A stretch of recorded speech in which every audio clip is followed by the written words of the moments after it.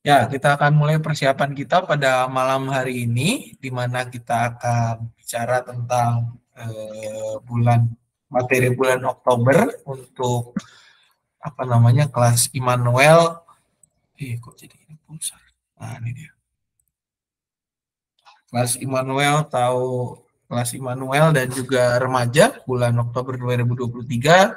Sebelumnya kita akan berdoa. Saya minta Kak Jo untuk pimpin doa buka. Silakan Kak Jo. Baik, Pak Sam. Rekan-rekan, terima kasih buat kesempatan malam ini. Sebelum kita mempersiapkan persiapan kita kelas Immanuel dan remaja, mari kita berdoa. Bapa yang baik, Bapa dalam nama Tuhan Yesus Kristus, kami mengucap syukur dan berterima kasih di hadapan-Mu ya Bapa, di mana pada malam ini Tuhan Engkau masih memperkenankan kami untuk dapat melayani Engkau melalui media ini ya Tuhan. Tuhan Yesus, satukanlah hati kami ya Bapa, para guru sekolah minggu yang didampingi oleh Bapa Pendeta Samuel, agar kami dapat satu kesatuan dalam nama memuji nama-Mu saja. Tuhan Yesus, apapun yang kami rancang pada malam ini, biarlah senantiasa Tuhan yang dapat bekerja di dalam kami. Di luar kami ya Bapa, kami tidak dapat bekerja apapun tanpa Engkau. Kiranya Tuhanlah yang bekerja di dalam kami, baik hati kami dan pikiran kami pun. Dalam nama Tuhan Yesus Kristus, kami mengaku Bapa, Engkau adalah sumber dari segalanya, Sang Juru Selamat yang hidup. Terpujilah Engkau kini dan selama-lamanya. Haleluya. Amin. Amin. Terima kasih Kak Jo. Baik. Tadi saya lihat ada Pak Yunus sudah masuk. Malam Pak Yunus. Malam Pak. Malam, maaf telat. Ada tamu. Oh siap Pak. Oke. Kita akan mulai persiapan kita rekan-rekan, dan untuk selayang pandang materi kita dibahas di persiapan ini bahwa di bulan Oktober ini gitu ya, di bulan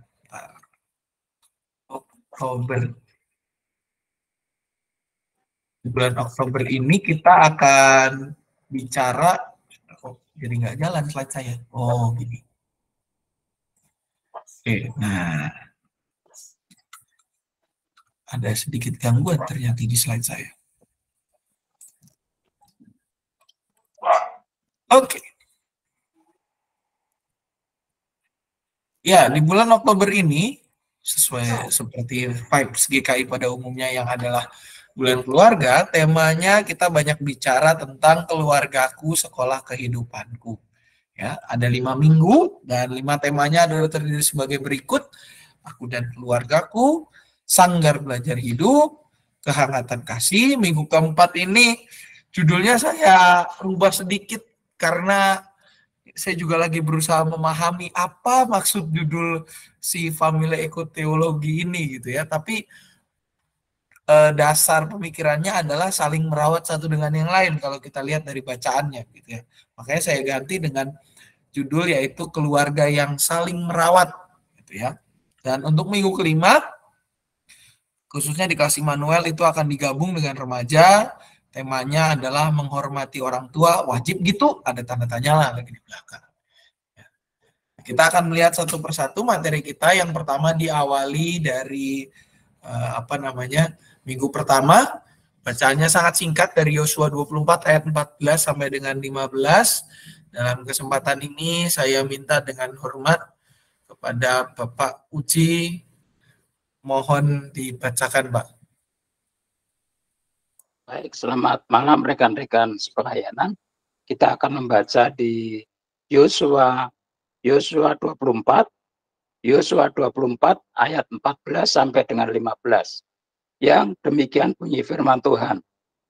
Oleh sebab itu takutlah akan Tuhan dan beribadahlah kepadanya dengan tulus ikhlas dan setia. Jauhkanlah Allah yang kepadanya nenek moyangmu telah beribadah di seberang sungai Efrat dan di Mesir, dan beribadahlah kepada Tuhan. Tetapi jika kamu anggap tidak baik untuk beribadah kepada Tuhan, pilihlah pada hari ini kepada siapa kamu akan beribadah. Allah yang kepadanya nenek moyangmu beribadah di seberang sungai Efrat, atau Allah orang Amori yang negerinya kamu diami ini. Tetapi aku dan seisi rumahku, kami akan beribadah kepada Tuhan. Demikianlah sabda Tuhan. Syukur kepada Allah. Baik, Bapak Ibu serta saudara-saudari sekalian, kalau kita lihat ini bacaan di mana pasal terakhir dari kitab Yosua gitu, udah mau menjelang akhir-akhir Yosua, karena memang juga pada saat ini Yosua mengumpulkan bangsa Israel. Yosua mengumpulkan mereka sebelum memasuki zaman yang namanya hakim-hakim. Yosua mengumpulkan bangsa Israel setelah mereka berhasil memasuki tanah perjanjian di bawah pengarahan Tuhan dan di bawah kepemimpinan Yosua. Nah, pada kesempatan ini, kalau kita baca seluruh pasalnya, ini Yosua mengungkapkan pesan-pesan perpisahan dengan bangsa Israel sebelum dia undur diri, sebelum dia pensiun lah, katakanlah begitu ya. Nah, dalam kesempatan ini Yosua mengingatkan kepada bangsa Israel untuk setia beribadah kepada Allah. Allah yang mana? Allah yang telah membebaskan mereka dari tanah Mesir. Allah Israel yang mengantarkan mereka menjadi bangsa yang merdeka di tanah yang dijanjikan Allah. Di negeri orang Amori yang tanahnya kamu diami ini, mereka menjadi bangsa yang merdeka. Dan di dalam bagian ini juga Yosua mencontohkan keteguhan hati dalam beribadah kepada Tuhan yang ditunjukkan lewat pilihannya. Kenapa Yosua mengatakan seolah menantang bangsa Israel untuk memilih? Karena Yosua tahu bahwa bangsa Israel itu adalah bangsa yang plan. Bangsa yang hari ini A, besok B. Bangsa yang besoknya B, lusanya jadi C, dan begitu seterusnya. Ketika kesusahan melanda, mereka menghujat Tuhan dan mencari Allah lain. Tetapi ketika mereka diberikan kemudahan, maka mereka berbalik kembali kepada Allah. Oleh karena itu Yosua di dalam kesempatan terakhirnya, dia mengatakan, ya udah, kalau kamu melihat bahwa ibadah kepada Allah yang telah membebaskan kita itu tidak baik, ya udah, pilih aja. Mau Tuhan yang mana yang kamu sembah? Silakan kamu pilih. Mau Tuhan yang A, yang B, yang C, atau yang mana. Tetapi saya sebagai pemimpin bangsa Israel, sebagai pemimpin kamu, saya akan teguh beribadah kepada Tuhan. Tidak hanya saya pribadi, tapi juga seisi keluarga saya. Semua keluarga saya, anak-anak saya, cucu saya, semua akan beribadah kepada Tuhan. Nah, apa yang mau kita ajarkan kepada anak-anak? Kita mau mengajarkan Bapak Ibu serta saudara-saudari sekalian bahwa hidup anak-anak dan remaja masa kini itu sering diperhadapkan pada pilihan. Antara fokus beribadah dan menyatakan identitas Kristen, atau ya formalitas aja. Kemarin saya baru habis mimpin gitu ya, gak kira-kira saya disuruh mimpin gitu ya, remaja 1, jadi remaja 1 itu anak SMP kelas 1 sampai SMP kelas 3. Ya masih mereka kayak di kelas Immanuel, cuman memang format duduknya adalah format duduk kayak di ibadah remaja. Dari awal ibadah sampai akhir ibadah, ada beberapa anak yang main HP nggak berhenti-berhenti. Ketika doa baru berhenti, saya bingung. Mari kita berdoa. Saya ngintip sedikit, loh, kok berhenti? Tapi ketika selesai doa, lanjut lagi pusrengnya begitu ya. Luar biasa mereka. Dan kalau ada juga anak-anak yang beribadah secara fokus. Dan ini menunjukkan kepada kita sebuah realita bahwa anak-anak dan remaja kita diperhadapkan pada pilihan. Ibadah dengan fokus, lalu menghidupi identitas Kristen sebagai itu yang dia nyatakan gitu di dalam kebaikannya, kata-kata, pikiran, perbuatan mereka sehari-hari, atau ya udah ibadah formalitas. Kenapa kamu ke gereja? Karena saya ngikut orang tua. Kenapa kamu ada di ruangan ini? Daripada saya dilawat sama teman-teman saya. Tetap sebenarnya di dalam pikiran mereka tidak menaruh hati, tidak menaruh fokus. Bahkan kadang memanfaatkan momen-momen itu untuk keuntungan pribadi mereka. Ketemu teman, orang mah khotbah di depan, di belakang mah ngobrol. Orang mah nyanyi mah nyanyi, jalan sendiri gitu ya. Main mah main, jalan terus. Mereka mengedepankan terkadang keinginan mereka dan bukan maunya Tuhan. Nah, melalui materi ini, Kita mau mengajak anak-anak untuk menjadikan sebagai satu-satunya sebagai pusat kehidupan mereka. Ditunjukkannya lewat apa? Ketika kita berkebaktian, maka kita berfokus mengikuti isi kebaktian itu. Bagaimana kita memilih ya untuk fokus mendengarkan firman, untuk meninggalkan sebentar apa yang menjadi kesukaan kita dan mendengarkan sesuatu yang mungkin tidak kita sukai. Dan bagaimana anak diajak untuk memilih juga menyatakan identitas Kristen itu tidak hanya sebagai pengisi kolom agama, tetapi juga nyata di dalam hidup mereka sehari-hari. Tidak hanya di dalam relasi dengan teman-teman, tapi juga relasi di dalam kehidupan keluarga mereka. Katanya Kristen, tapi kok sama orang tuanya ngebantah. Katanya Kristen, kok jarang di rumah, kok adiknya ditinggal, kok ini sendiri. Katanya Kristen, kok nggak nyata Kristennya.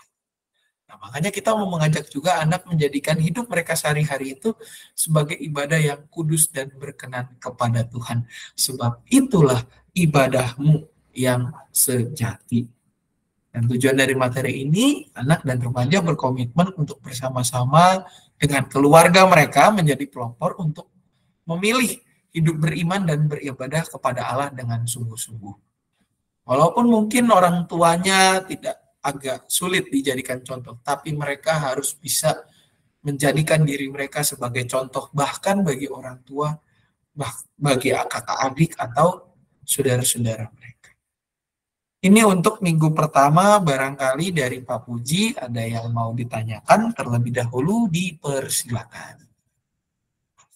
Ya, kalau dari saya terkesan dan saya senang sekali dengan kalimat memilih tadi. Garis bawah, garis tebal, memilih.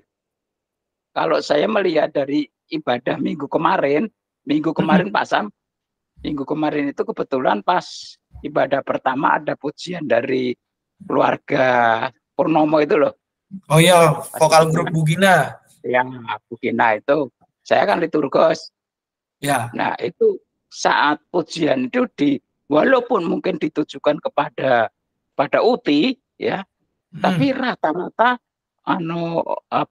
yang lansia itu merasa ternyuh gitu loh, hampir kayak berkaca-kaca gitu loh. Nah ini menurut saya dengan kalimat memilih tadi itu bagus. Terserah deh, istilahnya pokoknya tugas Mama saya menyampaikan di Immanuel gitu ya. Terserah Pak Nganu, kamu mau seperti tadi yang Pak Sam sampaikan, kamu mau main HP, kamu mau cuma formalitas di sini, terserah. Tapi ini yang akan menentukan masa hidupmu sampai nanti kamu bukan remaja aja, pemuda, sampai nanti kamu keluarga. Kalau kamu biasakan kamu nggak fokus, kalau kamu biasakan cuma main HP, itu akibatnya pada dirimu sendiri. Tapi pada hari ini, Om Puji juga yang lain akan fokus untuk tetap setia, untuk tetap mengarahkan hati pikiran saya kepada Tuhan di tempat waktu yang Tuhan sediakan. Itu aja dari saya. Siap. Terima kasih Pak Puji. Saya kayaknya harus dengerin lagunya nih. Kemarin nyanyi apa sih Bugina itu? Jadi penasaran saya. Ada lagi rekan-rekan yang lain? Lagunya ini, di doa ini buku dengar, tapi infonya beda. Ya ampun. Saya kira lagu apa? Oke, siap Pak Puji. Ada lagi Bapak Ibu yang lain yang mau menambahkan? Ya lebih kepada pilihan sih Pak, mereka suruh milih aja gitu buat hidup mereka. Tapi kan karena mereka masih remaja, jadi harus dituntun, jadi jangan ngerasin hati, harus mau dengar nasihat, seperti itu sih. Iya, betul itu Ci. Arahnya nanti ke sana gitu, berkomitmen bersama-sama memilih hidup beriman dan beribadah kepada Allah dengan sungguh-sungguh. Oke, kita akan lanjut ke minggu kedua. Minggu kedua ini ada Lukas 2 ayat 41 sampai dengan 52. Mana minggu kedua oke, kalau di Immanuel Katari minggu kedua siapa ya di remaja ya? Cici di remaja, minggu ketiga di Immanuel. Oh oke. Berarti boleh bantu dibacakan, Cik, yang ini Lukas 42 ayat 41 sampai 52. Oke, Lukas 2 ayat 41 sampai 52. Tiap-tiap tahun orang tua Yesus pergi ke Yerusalem pada hari raya Paskah. Ketika Yesus telah berumur 12 tahun, pergilah mereka ke Yerusalem seperti yang lazim pada hari raya itu. Sehabis hari-hari perayaan itu, ketika mereka berjalan pulang, tinggallah Yesus di Yerusalem tanpa diketahui orang tuanya. Karena mereka menyangka bahwa ia ada di antara orang-orang seperjalanan mereka, berjalanlah mereka sehari perjalanan jauhnya, lalu mencari dia di antara kaum keluarga dan kenalan mereka. Karena mereka tidak menemukan dia, kembalilah mereka ke Yerusalem sambil terus mencari dia. Sudah 3 hari mereka menemukan dia di dalam bait Allah. Ia sedang duduk di tengah-tengah alim ulama sambil mendengarkan mereka dan mengajukan pertanyaan-pertanyaan kepada mereka. Dan semua orang yang mendengarkan dia sangat heran dan akan kecerdasannya dan segala jawab yang diberikannya. Dan ketika orang tuanya melihat dia, tercenganglah mereka. Lalu kata ibunya kepadanya, "Nak, mengapakah engkau berbuat demikian terhadap kami? Bapamu dan aku dengan cemas mencari engkau." Jawabnya kepada mereka, "Mengapa kamu mencari aku? Tidakkah kamu tahu bahwa aku harus berada di antara rumah Bapakku? Harus berada di dalam rumah Bapakku?" Tetapi mereka tidak mengerti apa yang dikatakannya kepada mereka. Lalu ia pulang bersama-sama mereka ke Nazaret, dan ia tetap hidup dalam asuhan mereka, dan ibunya menyimpan semua perkara itu di dalam hatinya. Dan Yesus semakin bertambah besar dan bertambah hikmatnya dan besarnya, dan makin dikasihi oleh Allah dan manusia. Demikianlah sabda Tuhan. Syukur kepada Allah. Baik, karena kan yang dikasih oleh Tuhan Yesus Kristus. Nah, kalau kita lihat bahan Alkitab ini merupakan kisah hidup Yesus pada saat berusia 12 tahun ya. Udah mulai remaja, ngilang dia gitu ya. Dan di mana pada saat itu seperti biasanya Yusuf dan Maria membawa Yesus merayakan Paskah. Paskahnya ini bukan Paskah yang kubur kosong membuktikan dia hidup ya, tapi ini adalah Paskah orang Yahudi. Keluarnya bangsa Israel dari tanah Mesir hendak menyeberangi laut laut merah atau laut apa itu namanya, saya agak lupa, menyeberangi laut intinya. Nah, ini kita juga mesti ingat bahwa Yesus adalah seorang Yahudi, dan ini bukan tradisi yang sekali 2 kali dilakukan, tapi sudah sering dilakukan dan menjadi sesuatu yang lazim seperti tahun-tahun sebelumnya. Dan yang namanya Paskah orang Yahudi itu ada urutannya. Karena apa? Mereka itu mau mengenang bagaimana setelah ke-10 tulah itu beres gitu ya, mereka tuh bersiap-siap untuk meninggalkan Mesir gitu ya. Ada dialognya, ada ceritanya, makanannya pun diatur, mulai dari rangkaian hari apa, makanannya apa, nanti hari apa, makanannya apa. Karena itulah makanan yang dimakan gitu ya, dipersiapkan untuk dimakan di perjalanan. Ada lagunya juga, bahkan lagunya tuh ada yang ketika malam sebelum Paskah itu apa lagunya, nanti pas waktu Paskah lagunya apa gitu ya. Pokoknya perintilan-perintilannya banyak, dan itu menjadi rangkaian yang cukup panjang ya. Peristiwa yang sangat meriah Paskah itu. Jadi dirayakan dengan konsepnya konsep pesta gitu. Nah, makanya setelah itu selesai, setelah beberapa hari mereka di sana, mereka pulang. Dan di dalam perjalanan pulang ternyata Yesus hilang. Walaupun sempat dikira kayaknya ada di rombongan saudaranya, setelah sehari perjalanan, jarak yang ya lumayan gitu ya, barulah si Maria dan Yusuf itu sadar. Dan pada saat itu tidaklah mudah mencari orang yang hilang, apalagi anak-anak. Ya, kalau zaman sekarang mungkin kita bisa Sherlock dong, kamu di mana gitu. Nah, sekarang zaman itu nggak bisa Sherlock gitu, apalagi udah perjalanan bareng-bareng sama orang, dan mereka harus meninggalkan rombongan mereka itu kembali ke Yerusalem gitu ya. Kembali lagi ke Bait Allah untuk mencari. Nah, ternyata setelah dicari-cari rekan-rekan, Yesus itu sedang berada di Bait Allah. Sebuah tempat yang buat anak-anak ternyata nggak umum gitu ya. Mereka pun sampai heran, dan tidak hanya berada dan diam memperhatikan atau apa, tetapi Yesus di situ kalau kita lihat dia mengajukan pertanyaan, dia memperdalam pengetahuan-pengetahuan yang telah dipelajarinya. Ya. Dia istilahnya kayak orang sedang bersoal jawab dengan para alim ulama di situ, para ahli-ahli Taurat.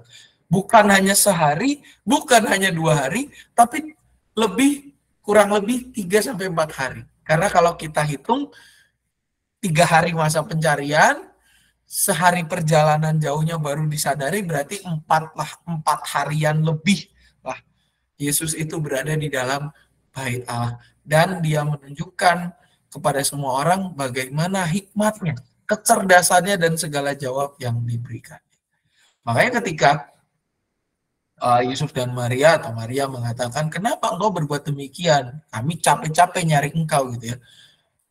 Tuhan Yesus cuma bilang, kenapa kamu nyariin saya? Tidakkah kamu tahu bahwa aku harus berada di dalam rumah Bapakku? Ini merupakan sebuah kalimat yang pada saat itu tidak dimengerti oleh Maria dan Yusuf. Karena apa? Mereka sudah terlampau sibuk di dalam mencari Yesus. Maksudnya di sini adalah mengingatkan bahwa identitas Yesus yang adalah Tuhan. Diam di dalam rumah Bapa itu berarti juga bahwa Tuhan Yesus berada di tempatnya.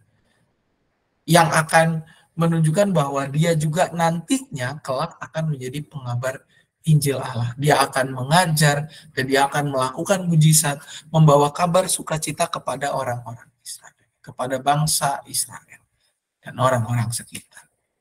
Nah, apa yang mau kita ceritakan dari kisah Tuhan Yesus yang hilang ini? Begitu ya. Kita mau bermula dari suatu kesadaran bersama bahwa terkadang anak dan remaja menjadikan gereja sebagai tempat pelarian. Ayat ini suka dikutip gitu. Mengapa kamu mencari aku? Tidakkah kamu tahu bahwa aku harus berada di dalam rumah Bapakku? Kalau itu yang ngomong Tuhan Yesus, no problem. Karena apa? Memang bait Allah. Rumah yang dikhususkan untuk perjumpaan antara Allah dengan manusia. Tetapi kalau yang ngomong adalah anak-anak, nah saya mempertanyakan gitu ya, itu maksudnya apa? Berbeda dengan Yesus, hasrat untuk berada di gereja, yang dimana dia memang berada di tempat yang seharusnya. Tetapi kalau remaja-remaja kita ya keinginannya itu bisa jadi ya, adalah dalam tanda kutip lari dari rumah. Entah karena bosan atau apa. Padahal sejatinya iman anak-anak dan rekan-rekan kita di remaja itu akan lebih bertumbuh di rumah. Ketika mereka mampu menunjukkan sikap hidup yang dapat diteladani oleh keluarga. Ketika mereka mampu menyatakan firman yang telah mereka dengar itu di hadapan keluarga, entah ayah, entah ibu, entah kakak, entah adik, itu akan lebih baik ketimbang mereka berdiam di tempat lain, nggak tahu mengisi kegiatannya dengan apa, dan juga bukan hanya masalah soal terkontrol atau tidak, tapi juga isi dari kegiatan itu apakah sesuatu yang positif atau tidak. Karena kadang ketika mereka berada dalam tanda kutip nongkrong di gereja pun tidak selamanya kegiatannya juga bersifat positif. Karena mereka melakukan semua dengan agenda pribadi mereka.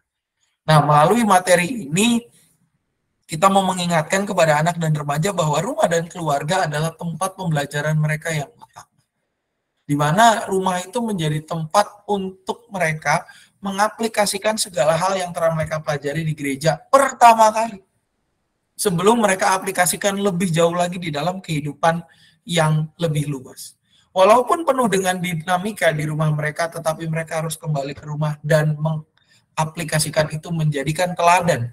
Karena ketika mereka berhasil di rumah, niscaya mereka pun akan bisa juga survive di luar. Harus diawali dari lingkungan terkecil dulu. Perkara yang kecil baru nanti Tuhan akan memberikan perkara yang lebih besar. Nah, makanya tujuan dari materi ini juga kita mau menyadarkan bahwa anak dan remaja menyadari rumah adalah bagian terpenting dalam kehidupan mereka. Seperti Yesus yang menyadari bahwa bait Allah itu adalah bagian terpenting dalam kehidupannya. Dan juga apa? Mereka berani membawa keluarga mereka dalam arah hidup yang sesuai dengan firman Tuhan lewat kesediaan untuk tinggal di dalamnya. Kembali ke rumah dan menyatakan firman itu di dalam kualitas hidup yang bisa diteladani bahkan diikuti oleh orang tua, kakak maupun adik mereka. menjadi contoh di tengah kehidupan keluarga mereka. Ini untuk materi minggu kedua. Barangkali ada pertanyaan dari rekan-rekan, Kak Epa atau Kak Tari, dipersilakan. Slide yang pertamanya Pak, pindahin. Bentar Ci, saya mundurin dulu. Ini Ci.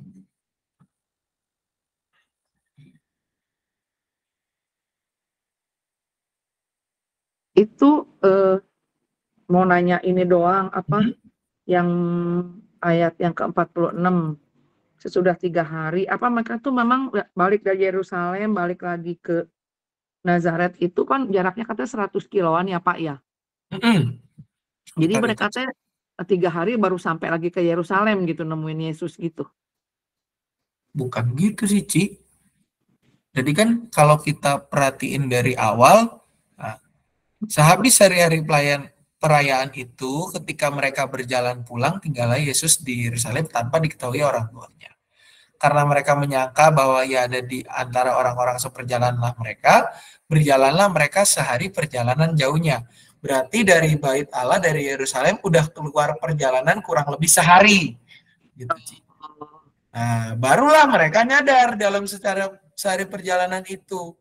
Loh, ini nggak ada nih di antara kaum keluarga dan kenalan mereka. Kembalilah mereka ke Yerusalem. Berarti belum terlalu jauh perjalanannya. Nah, 3 hari itu di Yerusalem, Ci. 3 hari. Jadi kondisi settingannya sesudah 3 hari, berarti kan sudah balik lagi ke Yerusalem sehari perjalanan, 3 hari nyari tuh di situ gitu kan. Baru ketemu. Berarti mereka menemukan Yesus, berarti total 5 harian. 5 hari jadi lebih. Home Alone ini ya, Home Alone ya, film Home Alone. Kayak film Home Alone lah kurang lebih Iya. Ci. Cuman kalau Home Alone itu kan ditinggal gak balik lagi, orangnya balik laginya kelamaan. Oke. Terus bikin ulah lagi. Kalau Home Alone mah, ini mah enggak. Iya, pasti Pak. Siap, kasih Ci. Kak Tari aman? Masih di jalan nih Kak Tari. Diketik aja Kak. Sip. Makasih Kak Tari. Kita akan lanjut ke minggu ketiga, di mana minggu ketiga itu temanya adalah kehangatan kasih, diambil dari Yohanes 15 ayat 9 sampai dengan 13. Saya minta tolong Mbak Ning lah untuk membacakannya. Yohanes 15 ayat 9 sampai 13. Yohanes 15 ayat 9 sampai 13. Seperti Bapa telah mengasihi aku, demikianlah juga aku telah mengasihi kamu. Tinggallah di dalam kasihku itu. Jikalau kamu menuruti perintahku, kamu akan tinggal di dalam kasihku. Seperti aku menuruti perintah Bapakku dan tinggal di dalam kasihnya. Semuanya itu kukatakan kepadamu, supaya sukacitaku ada di dalam kamu, dan sukacitamu menjadi penuh. Inilah perintahku, yaitu supaya kamu saling mengasihi seperti aku telah mengasihi kamu. Tidak ada kasih yang lebih besar daripada kasih seorang yang memberikan nyawanya untuk sahabat-sahabatnya. Demikianlah firman Tuhan. Syukur kepada Allah. Karena kan yang dikasih oleh Tuhan Yesus Kristus, kalau kita lihat, ini merupakan perintah Yesus, direct order, kepada para muridnya yang di situ Tuhan Yesus mau mengingatkan mereka untuk saling mengasihi satu dengan yang lain. Karena apa? Mereka telah merasakan kasih Allah yang dinyatakan itu, di mana mereka hidup bersama dengan firman Allah yang hidup, yakni Yesus sendiri. Konstruksi dari Yohanes 15, semuanya itu main frame-nya itu diambil dari Yohanes 1. Pada mulanya adalah firman, firman itu bersama-sama dengan Allah, dan firman itu adalah Allah. Dalam Yohanes 1 juga dikatakan firman itu menjadi manusia, gitu kan, datang di tengah-tengah kita. Ini di dalam bagian ini Yesus bilang kepada mereka, mengingatkan, seperti Bapa telah mengasihi aku, demikian juga aku telah mengasihi kamu. Tinggallah di dalam kasihku itu. Jikalau kamu menuruti perintahku, apa yang Yesus katakan semua, kamu akan tinggal di dalam kasihku. Seperti aku menuruti perintah Bapakku dan tinggal di dalam kasihnya. Secara khusus perintah di sini, kata perintah juga memiliki kesamaan makna di dalam bahasa asli yang dipakai itu juga dengan firman. Ya. bahwa ketika kita menaati firman Tuhan, kita akan tinggal di dalam kasih Tuhan. Dan secara khusus pada saat itu, murid-murid telah mengalami kasih Allah itu karena apa? Tuhan Yesus adalah firman Allah yang hidup, yang dinyatakan kepada mereka. Mereka hidup bersama dengan firman itu. Nah, kalau kita lihat di dalam bagian ayatnya yang ke-13, Yesus mengatakan, tidak ada kasih yang lebih besar daripada kasih seorang yang memberikan nyawanya untuk sahabat-sahabatnya. Dalam bagian ini, Yesus merujuk dan menunjuk pada peristiwa pengorbanannya, di mana lewat siksaan, penyalipan, kebangkitannya, bahkan kenaikannya ke surga, Yesus menyatakan bahwa kabar keselamatan yang dibawanya dari Allah itu adalah benar. Dan juga apa yang Yesus katakan kepada para murid yang diberitakan juga adalah bahwa bukan karena kita Allah menyelamatkan, tetapi karena inisiatif Allah sendiri yang mengasihi kita, Dia menyelamatkan kita. Sudah seharusnya kita saling mengasihi satu dengan yang lain. Karena apa? Karena kita telah merasakan kasih Allah yang menyelamatkan itu. Sudah Pak, sebagai para muridnya mereka harus menjadi contoh terlebih dahulu. Mencerminkan pola hidup yang saling mengasihi satu dengan yang lain. Karena di hari-hari terakhir itu, rekan-rekan, perlu kita ingat juga bahwa para murid itu mulai mempersoalkan, ini kalau Tuhan Yesus bubar nih gimana? Pengikut saya gimana nantinya gitu ya, karena Tuhan Yesus sudah mulai mengatakan menyatakan tentang hari-hari akhirnya gitu ya. Dan juga mereka kan para muridnya itu punya agenda politis tersendiri. Wah, saya bisa jadi pemimpin nih kalau begini gitu ya. Nah, Tuhan Yesus mengingatkan, kamu harus saling mengasihi, bukan pemimpin politis kamu nantinya, tetapi kamu menjadi pemimpin umat. Sebab di atas batu karang ini aku akan meletakkan jemaatku di atasnya. Apa yang mau kita katakan kepada anak-anak dan remaja? Kalau bicara kehangatan kasih, maka susah zaman sekarang. Apalagi di dalam keluarga, karena disadari maupun tidak, ya keluarga mereka, anak-anak remaja kita, dan juga anak-anak kita dari sekolah minggu, bahkan dari kecil gitu ya, mereka keluarganya hidup dalam keterpisahan. Ini yang saya katakan kalau di dalam teori proses kelompok itu sebagai pseudo community. Komunitas yang dalam tanda kutip bohong-bohong. Terlihat seperti komunitas, terlihat seperti keluarga, tetapi tidak menyatakan keluarga. Tidak menyatakan hidup berkomunitas. Karena apa? Di dalam kesatuan mereka terpisah. Ya. Karena kesibukan masing-masing anggotanya. Ditambah lagi apa? Kalau khususnya untuk anak-anak dan remaja kita ini, mereka enggan mengenal dan mendalami karakter masing-masing anggotanya, bahkan untuk diri mereka sendiri. Makanya kadang, khususnya ketika saya ngajar Pak, itu saya suka nanya ke anak-anak yang kelas 3, kalian habis ini mau lanjut kemana? Kalian mau kuliah di mana? Kalian mau jadi apa? Beberapa dari mereka nggak bisa jawab gitu ya. Saya masih bingung Pak, ntar ngikut temen aja maunya kemana? Lah, aku maha, yuk. Padahal dari kelas 2 seharusnya mereka sudah memikirkan saya akan melanjutkan studi saya kemana. Mereka enggan untuk mengenal diri sendiri dan mereka berfokusnya kemana? Mengikut teman. Sebuah fenomena yang walaupun tidak asing, tapi di zaman sekarang semakin berbahaya karena banyak teman yang toksik. Tidak hanya teman, tapi juga keluarga yang toksik di dalamnya. Di mana itu nanti kita akan kenal juga di seminar bulan keluarga. Nah, melalui materi ini, anak dan remaja kita mau ajak untuk menjadi pelopor relasi kasih. Menjadi pelopor kehangatan kasih di tengah keluarga. Menjadi pribadi yang mau berkorban bagi sahabatnya. Bukan berkorban ya, tapi berkorban. Beda. Korban itu berarti victim. Ya. Berarti dia bukan karena usahanya dia sendiri, dia menjadi celaka, misalkan korban kecelakaan, berarti kan bukan niatnya dia mau mencelakakan diri. Kalau kurban, berarti itu ada usaha, willing to sacrifice, bahasa kerennya gitu ya. Mereka, anak-anak dan remaja kita mau ajak untuk berkurban, memberi diri bagi sahabat mereka yang adalah keluarga mereka, menghadirkan kehangatan itu. Tindakannya apa? Sederhana. Menyapa setiap anggota keluarga dan mau berelasi lebih erat dengan mereka. Makanya di minggu kemarin dikatakan, di minggu sebelumnya itu, kalian tuh harus pulang ke rumah. Apapun yang terjadi setelah ibadah, kalian pulang ke rumah. Ceritakan apa yang kalian dengar di gereja itu ke orang tua kalian. Di sekolah minggu juga beberapa kali aktivitasnya demikian. Kasih ke orang tuanya. Kalau perlu orang tuanya videoin apa yang anak ceritakan. Karena apa? Itu akan menolong mereka untuk bisa memperhatikan anggota keluarga mereka. Untuk memberikan perhatian walaupun kecil, kesannya norak, tapi itu akan menjadi sesuatu yang bermakna di masa depan.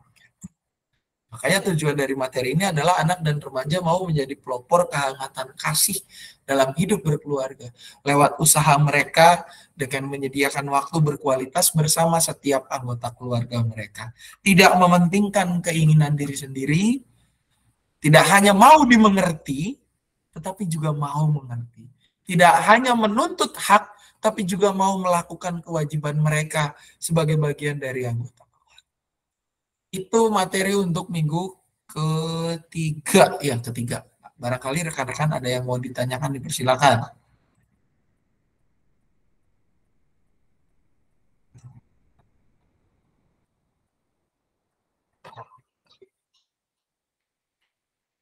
Minggu ketiga ya. Saya cukup, Pak. Terima kasih, Bu. Cukup, Pak. Oke, Ci. Masih.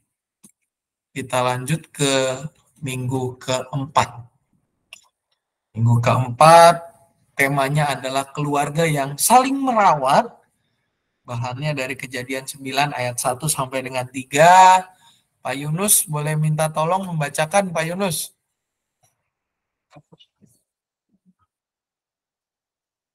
Pak, mic-nya belum nyala, Pak. Ya. Nah, masuk, Pak. Kejadian 9 ayat 1 sampai 3. Lalu Allah memberkati Nuh dan anak-anaknya serta berfirman kepada mereka, beranak cuculah dan bertambah banyaklah serta penuhilah bumi. Akan takut dan akan gentar kepadamu segala binatang di bumi dan segala burung di udara, segala yang bergerak di muka bumi dan segala ikan di laut. Ke dalam tanganmulah semuanya itu diserahkan. Segala yang bergerak, yang hidup, akan menjadi makananmu. Aku telah memberikan semuanya itu kepadamu, seperti juga tumbuh-tumbuhan hijau. Demikianlah firman Tuhan. Syukur kepada Allah. Baik, kalau kita lihat di dalam materi ini, rekan-rekan, bahwa ini adalah teks pengutusan, ya.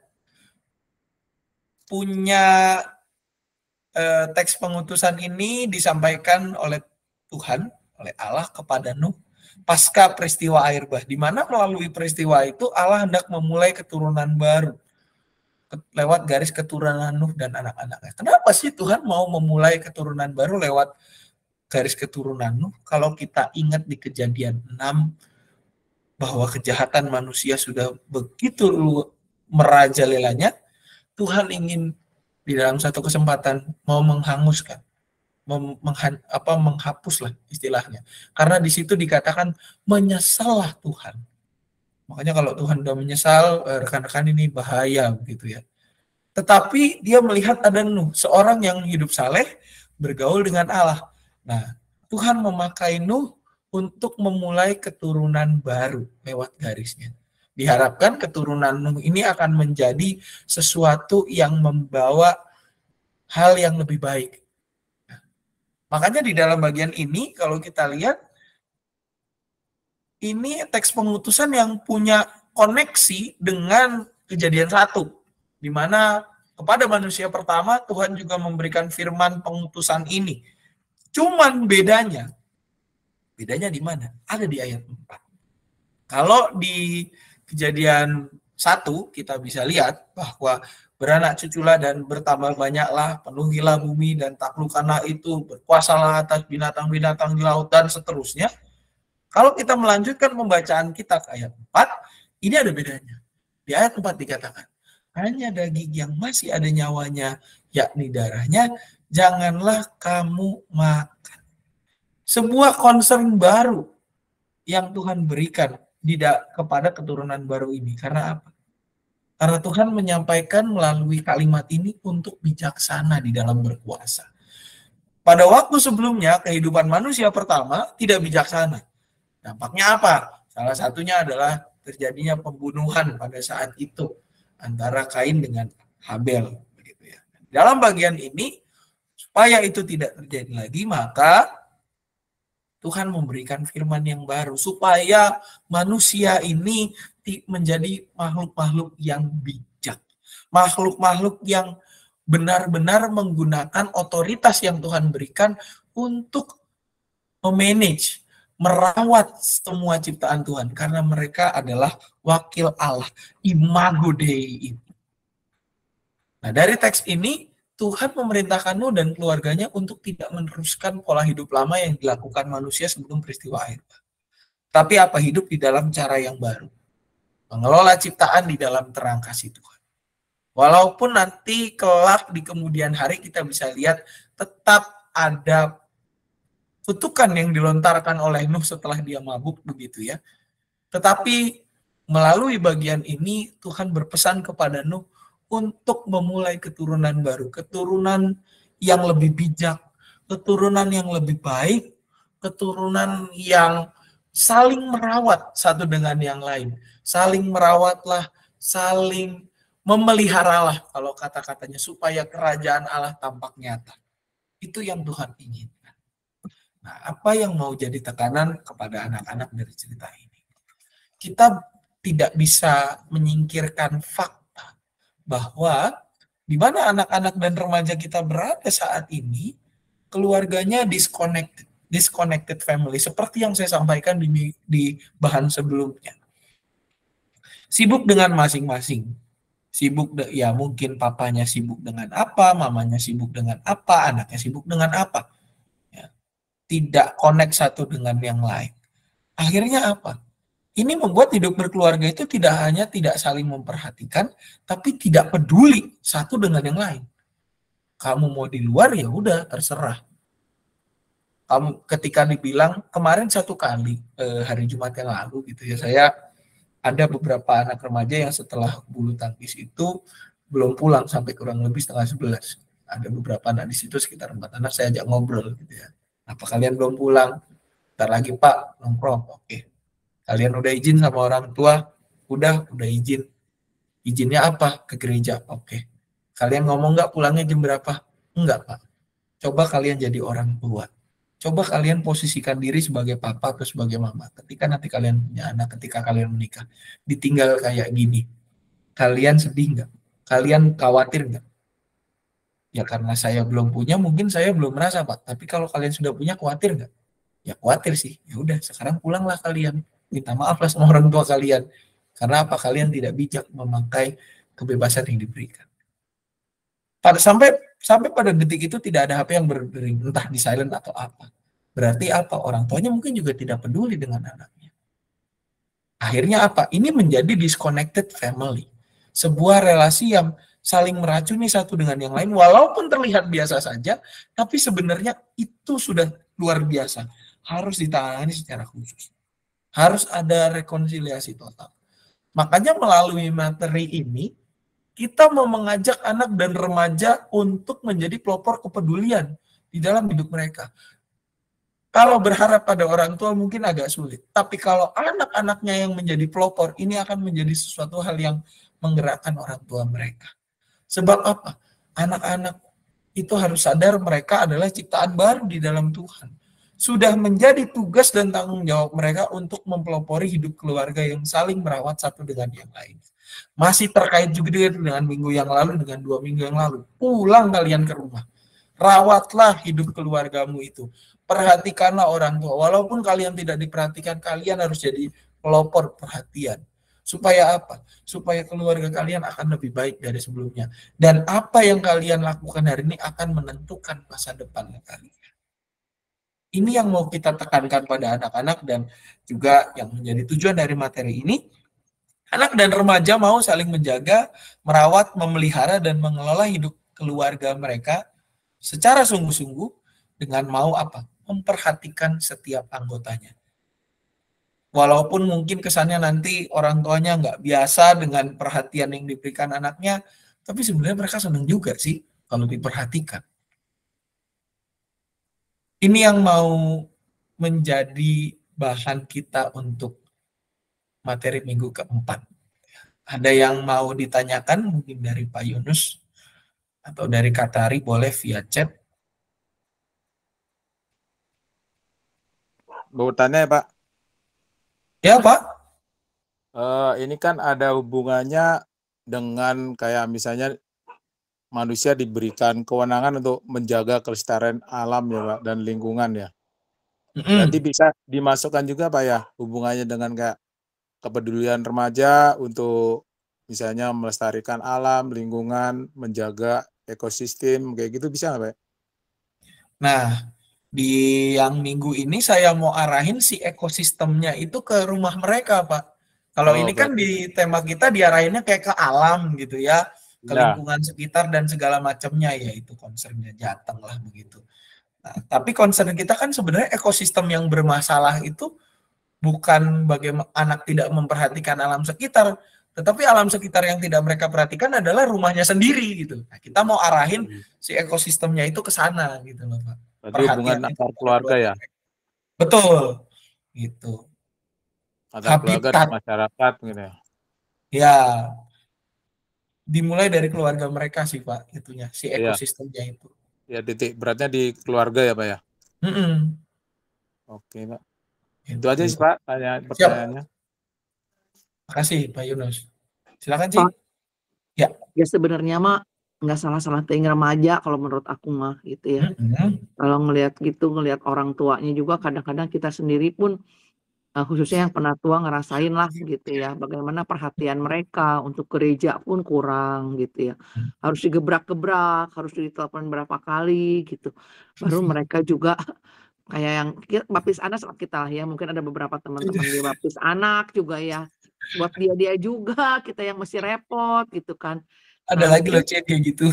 Iya, ada juga tadi kan juga. Nah, maksudnya tuh kita sih kasih taunya mungkin ke anak-anak jangan maksudnya seakan-akan mereka yang harus jadi pelopor untuk hal ini gitu ya. Tapi lebih ke arah bahwa ya memang itulah adanya gitu kan kondisi keluarga mereka tuh. Mereka juga kadang-kadang nggak tahu mesti mulai dari mana gitu kan untuk melakukan yang baik gitu kan. Tapi mungkin ya kita bisa ingatkan mereka gitu. Kalau bukan mereka ya siapa lagi gitu kan. Kalau bukan keluarga ya siapa lagi yang mau nolong mereka gitu kan. Ya mungkin kekurangannya banyak, coba belajar melihat kelebihan. Seperti itu sih mungkin Pak. Bisa Ci masuk ke situ juga. Atau mungkin bisa dikasih ya bekal sederhana lah, sesuatu yang praktikal gitu ya. Misalnya ketika kita bicara tentang memperhatikan, ketika kalian mungkin nggak biasa nanya sama orang tuanya, mama di mana, papa di mana, atau sudah makan belum gitu ya. Dari hal-hal kecil itu mungkin mereka bisa mulainya dari situ gitu. Iya kan kayak tadi jam 10:30 nggak dicariin, masih di situ kan gitu. Ya kita juga lihat kan ke salah satu anak remaja kita perlawatan tuh ibunya mah nyerocos ngomong gitu ya. Dia mah kemana nggak ini gitu. Kalau saya mah udah mati meureun ngeliat anaknya gitu. Kalau ngelihat anak udah sampai parah kayak gitu. Ya mungkin ya mereka juga dari latar belakang pendidikan gitu ya. Dari mereka masing-masing pohon keluarganya seperti apa gitu yang berbeda gitu. Yang bikin istilahnya tuh mereka sampai 10:30 malam tuh nggak dicariin gitu kan. Dan mereka juga lebih nyaman yang ngobrol sama teman-temannya aja. Betul. Karena mungkin di rumah mah ya tadi marahin, tadi suruh ini, suruh itu gitu kan. Kayak gitu sih. Ya tapi maksudnya ada baiknya juga diingatkan supaya kalau mereka berteman ya berteman yang membangun. Seperti mereka berolahraga seperti apa ya boleh aja, tapi jangan lupa untuk pulang beristirahat. Ya mungkin kita bisa ingatkan mereka bahwa udah keringetan, sampai kering lagi, ntar sakit gitu kan. Tubuhnya kan mesti ya mandi atau apa, habis olahraga tuh biar sehat, bukan buat sakit gitu. Lebih ke situ sih. Bisa sih. Makanya itu juga concern yang diangkat di kegiatan seminar bulan keluarga ini sih gitu. Merespon situasi itu, kita berharap dengan seminar-seminar yang ada. Makanya nih mungkin juga di remaja dan di Immanuel atau di sekolah minggu, saya sih berharap supaya bisa disuarakan juga terkait seminar-seminar ini. Kalau yang baptis sih sudah saya wajibin gitu ya, mau baptis mau yang pencatatan sipil wajib kudu harus ikut seminar Iya, ini gitu ya. iya. Cukup Pak, makasih. Siap. Makasih Ci. Makasih Pak Yunus juga. Nah, kita mau lihat yang minggu kelima nih. Ya, kelas gabungan nantinya dengan temanya dia ini saya nggak rubah temanya kayak gini tulisannya. Menghormati orang tua wajib gitu ya, sebuah pertanyaan retoris gitu ya. Dan bahan Alkitabnya diambil dari Efesus 6 ayat 1 sampai dengan 3. Saya akan bacakan untuk kita semua. Efesus 6 ayat 1 sampai dengan 3, demikianlah bunyi firman Tuhan. Hai anak-anak, taatilah orang tuamu di dalam Tuhan, karena haruslah demikian. Hormatilah ayahmu dan ibumu.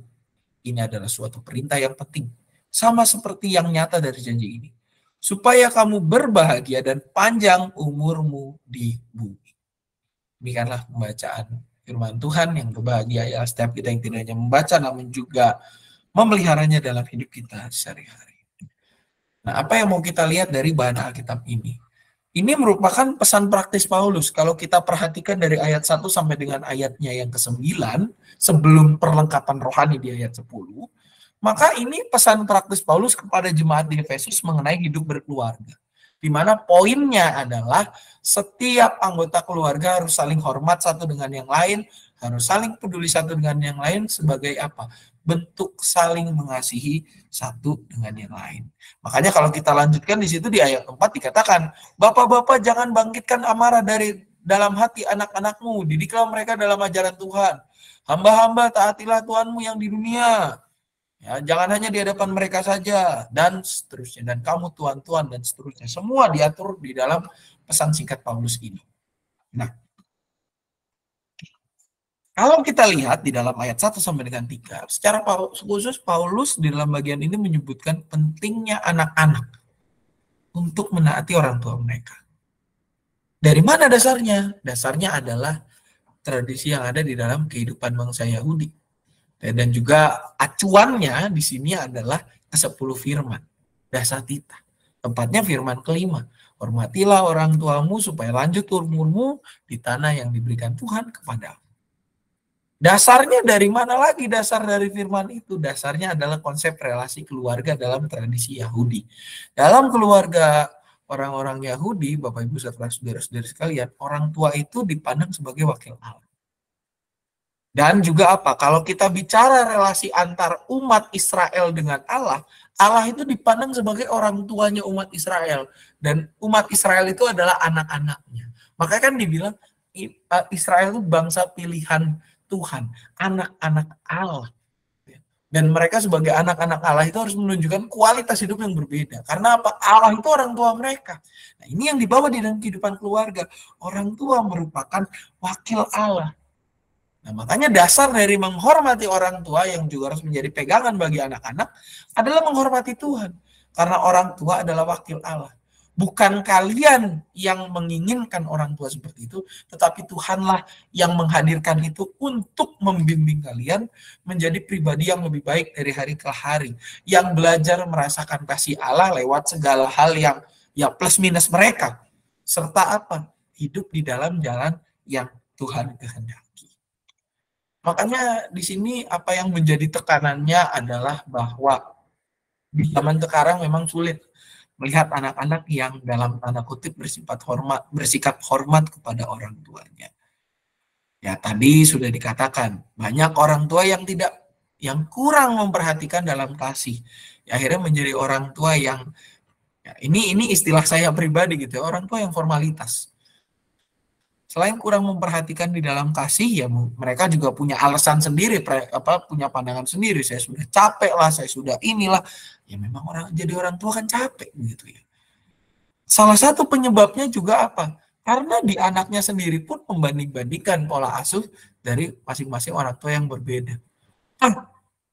Orang si mamanya ini mah enggak, saya dikasih makan terserah, mau makan 5 piring kek, mau makan 10 piring kek, nggak masalah. Kenapa di rumah saya makan 1 piring aja mau nambah jadi 2 piring dipermasalahkan.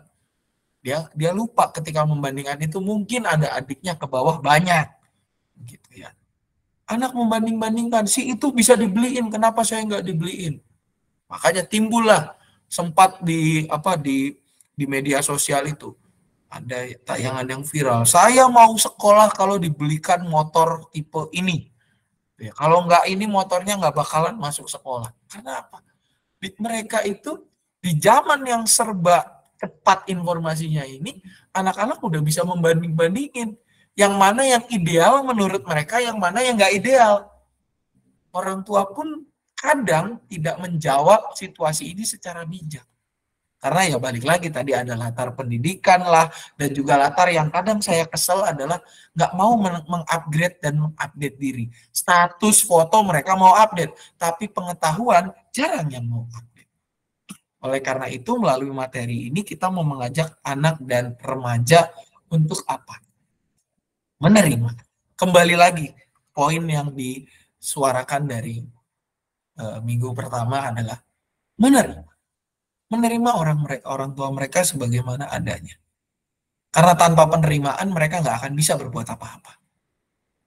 Tidak hanya menerima, tapi juga mengasihi dan menghormati mereka sebagai alat Tuhan untuk membentuk mereka menjadi pribadi yang lebih baik dari hari ke hari. Kalau saya pakai bahasa yang saya jadikan khotbah pernikahan kemarin, mereka itu harus apresiatif dengan orang tua mereka, dan juga mereka harus saling suportif. Hormat dan kasih itu ditunjukkan tidak hanya dengan mengatakan iya dan iya. Kadang kata-kata tidak pun juga itu menjadi bentuk hormat, karena apa? Kita pun masih memperhatikan apa yang dikatakan orang tua kita. Karena tidak jarang kata iya itu kita lontarkan sebagai formalitas saja. Makanya kita mau mengajak anak-anak mau menghormati orang tua mereka sebagai alat Tuhan. Walaupun mungkin mereka berkata tidak pada saat itu, mereka istilahnya berkata tidak dengan alasan yang tepat. Dan menerima juga apa yang orang tua mereka katakan. Jangan langsung cepat-cepat berkata tidak untuk sesuatu yang tidak mereka suka. Dengerin dulu. Setelah mereka dengerin, barulah mau iya, mau tidak kita bisa pikirkan di belakang. Yang penting dengerin dulu, terima dulu. Kasihilah mereka, hormatilah mereka, karena tidak ada sekolah menjadi orang tua. Dan mereka harus menjadi pribadi yang lebih baik lagi dari hari ke hari. Oleh karena itu, tujuan dari materi ini adalah anak dan remaja berani untuk menghormati dan menaati orang tua mereka di dalam kasih. Karena kadang, kenapa saya gunakan kata berani? Karena kadang anak-anak itu ketika dibilang, terlalu nurut sama orang tua, itu dijadikan ceng-cengan. Nurut banget sih sama orang tua lu. Nah gitu, malah jadi bahan ceng-cengan. Anaknya jadi, emangnya salah. Nah kita mau mengajak anak berani untuk hormat dan taat sama orang tua mereka di dalam kasih. Ketika ada perbedaan argumentasi, ya selesaikan itu dengan temanya. Jangan keluar daripada tema. Dan apa? Terima kondisi mereka sebagaimana adanya. Kalau kita tahu orang tua kita kurang di dalam bagian tertentu, bantulah mereka untuk bisa sampai pada pemahaman kita. Supaya kita punya pikiran match dengan pikiran mereka. Jangan sampai terjadi disconnect gitu ya. Saya pengennya ini, mereka pengennya itu, sama-sama bersikeras, nggak ada yang mau ngalah, ya udah bubar. Gitu. Harus ada bagaimana caranya mereka menjalin komunikasi yang erat dan di dalam terang kasih yang hormat dan di dalam kasih. Itu materi untuk minggu kelima yang nanti akan dibawakan oleh Pendeta Frida dan di kelas gabungan, gitu ya. Dan juga sudah dinyatakan di dalam draft remaja ini. Barangkali ada yang mau memberikan respon dari rekan-rekan, dipersilakan.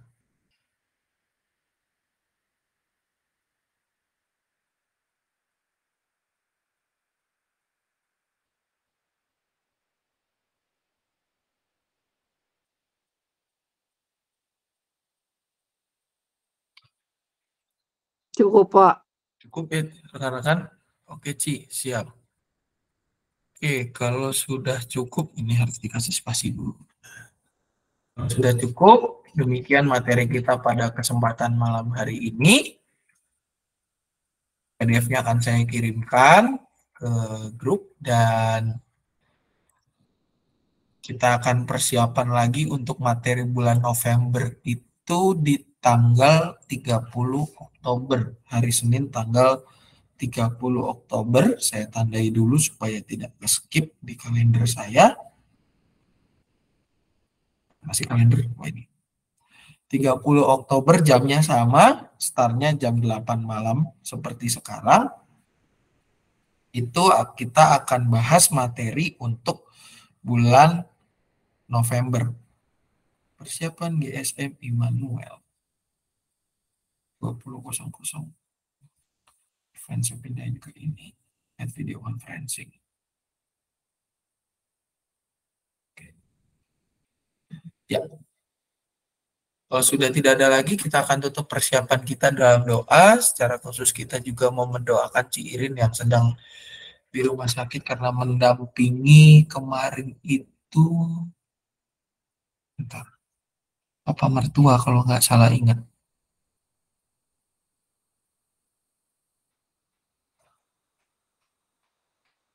Ya, benar-benar kemarin. Kayaknya hari ini namanya lagi. Kita doakan agar semuanya berlangsung dengan baik. Ada lagi yang mau didoakan rekan-rekan?